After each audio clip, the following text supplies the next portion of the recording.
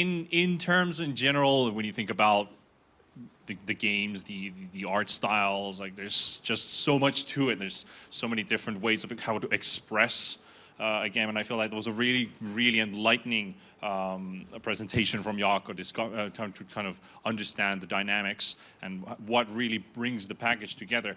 I kind of like the same point that I brought up early on when we didn't have our live audience here, talking about what is a video game, like what things when you put together actually makes it. You know, you have a book, you have a soundtrack, you have the option to make choices, you mash that all together. That's always been like my way of thinking a video game is all that put together. But that's for everyone to decide, and that's, I think, the so-called beauty of video games, that it's for you to see what you see in the game, how you feel it is.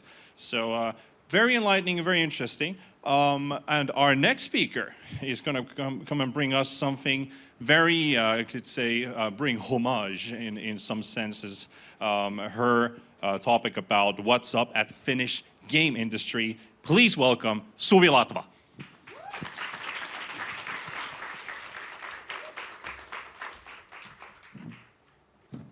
Hello.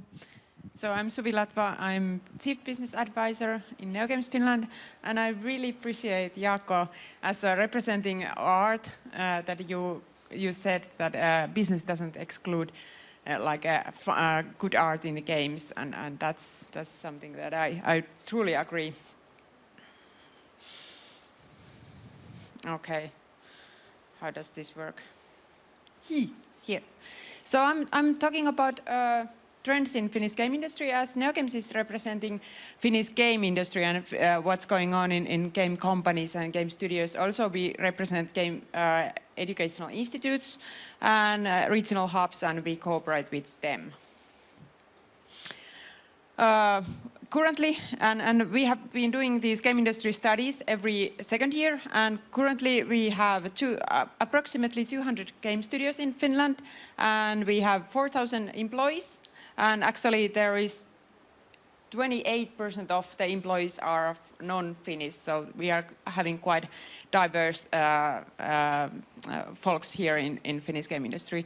And our turnover is estimated to be 3 billion on 2019.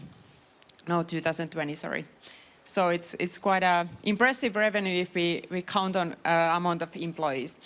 And sometimes people don't like, and especially young people, they don't really like my point of view when I'm talking about especially revenue and turnover, but that's something that actually enables the game development and you guys making art and great content, because business enables game development, and that's how why it's important.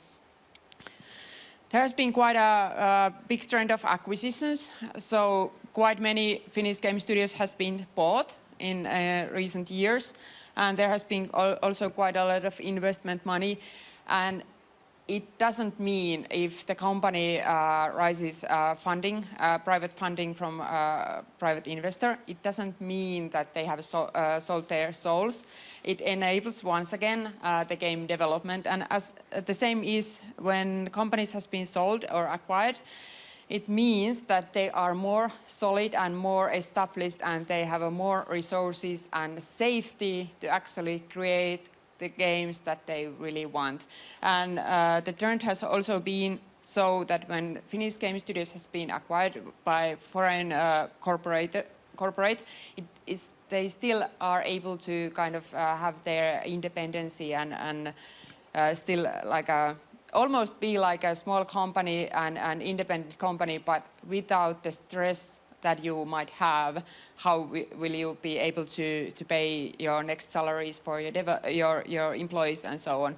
So that's why it's actually a good thing. And also it means that when we have had these kind of acquisitions, it kind of makes the whole game industry more established in Finland. But also after a few years, there is expected to be some kind of new wave of new studios which have more experienced entrepreneurs. And also what is good in these what is good in the established game industry? It means that there is more room for new youngsters, new juniors to enter the game industry. So that's kind of good news for you, even though that sometimes it might feel that those are not representing always exactly what you would prefer. We have seen your great demos here, and I know that sometimes it might feel quite not so easy to approach, that there is a match-3 mobile games or something really casual. But I would encourage you to kind of try to find your own approach in the games which are not necessarily representing that type of games that you prefer at the first sight. But I would say that there is always an opportunity to see also what could you add in or bring in the different kind of genre, which is not necessarily in your priorities, in your personal priorities. But something that we are slightly worried, I don't know, should we be, but the amount of new studios is decreasing year by year. So I normally say always for young graduates that please consider twice that if you are actually willing to found your game startup just right after you have graduated, because it's hard and it's not getting any easier. The competition is really hard at the industry at the moment. So I would still encourage you to think twice. But I also know that you are getting more, like every year the people who are graduating from school are maybe a little bit more experienced, or that the skills are also higher in your side. But one good option, which I strongly recommend, is that you go first to work at the existing company, and you get some experience of the realities of the game industry, and then maybe after you have few years of experience, maybe then you are more ready to fund your game studio. And if you decide, and in any case when you decide to fund your game studio, think more than twice if you take a loan with the personal guarantees, that you should be really careful that you won't get any troubles regarding the financial stuff. But as I said, there is less new studios, but there are more experienced startups, which is a good news. And also what is a trend existing at the moment is that there is less new games every year. And like, I mean, a lot less new games every year. So that's something that, I don't know, I would strongly encourage you to release games and so on. But one thing is that of course the games are nowadays more like service based and they last longer. So it's not that every year some games can last like 5-10 years. No, maybe not 10, but at least 5. So it's not needed always to have a new game every year or even every second year. But regarding, as I said, regarding those acquisitions, people normally, many times they after being a while in the bigger corporation, they finally want to kind of make true of their personal desire to found a new game studio. So I think that there is going to be new wave of game studios, and that's of course if there is more experienced people with you, then it may be easier to hop on the startup, even that you would be quite junior by yourself.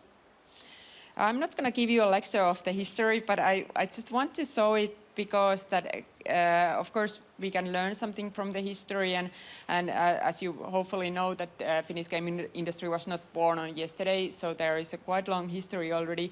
But something which has been quite interesting or remarkable facts or phases of the industry is that on 2000 there was a Habbo Hotel, as you might know. I don't know, you are probably too young, but maybe you have heard about it. And of course it's still existing, but it was kind of first pioneers of virtual goodies or which you could actually buy in the games. So like a first step of in-app purchases or something like that, and kind of service-based games. So it was a kind of pioneer, and of course there has been quite a lot of mobile games as we are in Finland, and Nokia has been quite a good support on or encouraging developing those. So we have a strong roots on there, and of course like Supercell and Rovio brought us to the map of the world, the Finnish game industry, but also there has been quite many success stories afterwards, which makes it shows or proves that it's not like a one or two hit wonders. But the other interesting thing, which is after Happo Hotel, when the mobile games, when iOS, Apple had the first phone with the touch screen and also like a digital distribution channel, App Store, it kind of was an opportunity for Finnish game industry. It was a market disruption as well was the digital distribution in PC also. It was a disruption which Finnish game developers were quite good to take the opportunity of that disruption. And why I'm talking about that disruption is that we might be expecting a new disruption. Actually, we have been expecting that new disruption for years already. We expected to be AR or VR, which didn't really happen, but it's still possible, but it was not that big disruption as we expected.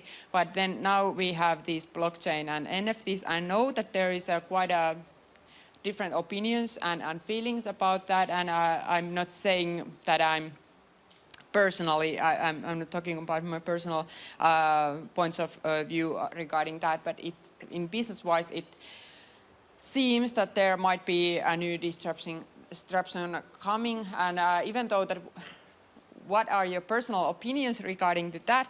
I would say that that's not the thing that you can close your eyes off, that it's something that you should still study a little bit, even though that it might not be your personal favorite area. And then we go to and actually there is it's a brief 52 pages discussion paper about NFTs and in games. This kind of report, and it's in English. We released it a few weeks ago, and it can be found from neogames.fi, our webpage. And I would say that it's good to read that, and we tried to make it quite neutral paper, so it's not that that's the new opportunity for and direction where everyone needs to go or should go. But obviously there is a trend which is involved with NFT and metaverse, and also user-generated content is a little bit integrated to that, but also as itself, user-generated content is a rising trend. Different kind of game platforms and combination of services, games, different areas of entertainment, and those kind of hybrid models, which are not necessarily like traditional as we used to define games. And there is, as I said, there is a lot of competition, and it's hard in the game industry. And I think that in the jury also mentioned regarding mobile games that there is quite a lot of competition. So it's a hard thing, and it's hard to get the visibility and find your users in mobile games. And actually, these NFTs and user-generated content can be one kind of opportunity in there. But I don't know if it's actually realistic for small studios. But due to those acquisitions and investments, and of course of the years of the development, and there is quite a lot of veterans already in Finnish game industry, it means that our industry is now quite stable, and it's really good for you young people to graduates to find your position in the game industry. It's much more easier to find a junior position when there is a solid and stable industry existing, which we now have. And also remote work is more common nowadays, and it might be easier for especially those people who are not living in capital area, which is in some sense the most established area, but there are actually quite a good hotspots all around in Finland, also in Oulu, Kajaani, and Turku, and Tampere, and Kotka. So there is a lot of opportunities. But anyways, remote work is an opportunity nowadays. And I have 1 minute left, so go playfinland.fi. There is the game industry report. Join Play Finland Facebook group. You don't even have to be in the Facebook to follow it, because it's public group. There are a few flowcharts how you can enhance your opportunities to find your position in the games industry, and that's it. You can always send me an email, and I try to respond. Thank you.